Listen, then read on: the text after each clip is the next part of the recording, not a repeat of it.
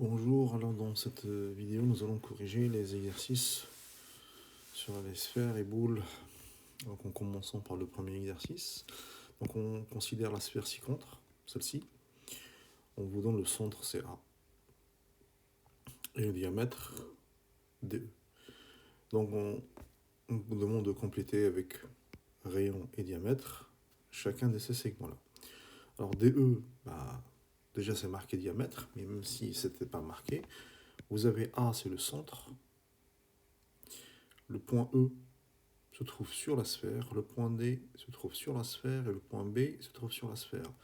Ça veut dire que AD c'est un rayon, AE est un rayon, AB est un rayon et DE c'est le diamètre. DE diamètre, AB rayon et DA rayon. Passons maintenant à l'exercice 2. Là aussi on considère la sphère ci-contre.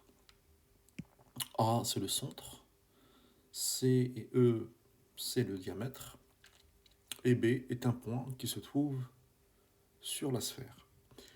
Alors on me demande quelle est la nature des triangles suivants. Le premier c'est ACB et le deuxième c'est ABE.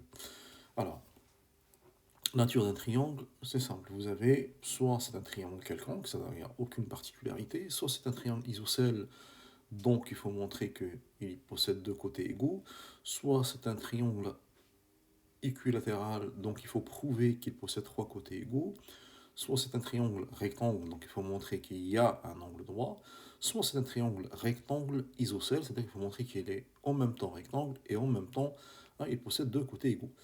Alors, commençons par le triangle ACB. Dans ce triangle-là, on sait que A c'est le centre, le point C se trouve sur la sphère, le point B se trouve sur la sphère, ça veut dire que AC est un rayon, AB est un rayon.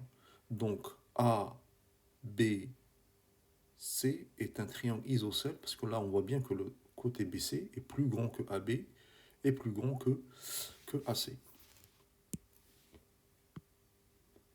Passons maintenant au triangle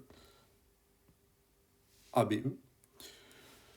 Alors, pour le triangle ABE, la même chose. On a AE qui représente le rayon, AB qui représente le rayon. Le problème, c'est BE. Là, visuellement, on a l'impression que BE a la même taille que AB ou que AE, mais étant donné que je n'ai aucune information, donc je ne peux pas dire que ce côté BE est égal à AB et qui est égal à AE. Donc là, la seule information dont je suis sûr, c'est que AE égale AB, parce que c'est deux rayons. Encore une fois, le point B se trouve sur la sphère et A est le centre. On avait dit que dans la précédente vidéo du cours, que les points qui se trouvent sur la sphère sont à égale distance du centre. Et donc, ça veut dire que, là aussi, le triangle ABE est un triangle isocèle. Passons maintenant à l'exercice 3, où on a cette sphère-là, et on a placé des points. Et on me demande quels sont les points qui sont sur la sphère, et quels sont les points qui sont sur la boule. Encore une fois, la définition des points qui sont sur la sphère, c'est les points qui sont à égale distance du centre.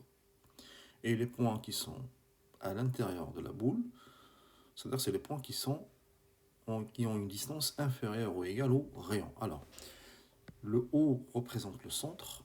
Alors, on voit bien que le point B et le point E sont déjà sur le diamètre BE. Donc là, ils appartiennent au grand cercle rouge, le point D aussi. Donc, c'est sur la sphère. Le point C, il est sur le cercle rouge ici, donc il est sur la sphère. Donc les points qui sont sur la sphère, c'est le point c'est le point E, le point D, le point B et ainsi que le point C.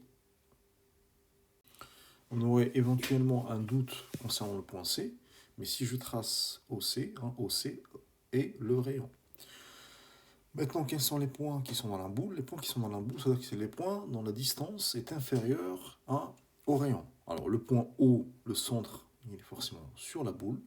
Le point A, on voit bien que le rayon, en fait, il fallait que ce soit le point ici. Donc on voit bien que la distance OA elle est plus petite que celle du rayon. Et le point M se trouve aussi à l'intérieur parce qu'il est sur le segment AC. A il est à l'intérieur, C il est sur la boule, sur la sphère, pardon. Et donc ce qui fait que, étant donné que le A il est dans la boule, C il est sur la sphère et M appartient au segment AC, c'est-à-dire que le point M appartient à la boule. Passons maintenant au dernier exercice, où on dit parmi les objets ci-dessous, lesquels peuvent être assimilés à une sphère ou une boule. Alors, je rappelle encore une fois que la sphère, en fait, c'est vide, et que la boule est remplie. Donc ici, la balle de ping-pong, elle est vide de l'intérieur, donc c'est une sphère. L'orange, elle est remplie, donc c'est une boule. La bille, elle est remplie, c'est une boule. La boule de billard, elle est remplie, c'est une boule. La Terre, elle est remplie, donc c'est une boule. La boule de Noël, elle est creuse, donc c'est une sphère. La boule de bowling, elle est remplie, donc c'est une boule. La balle de tennis, elle est vide, donc c'est une sphère. Et la balle de golf, elle est remplie, donc c'est une boule.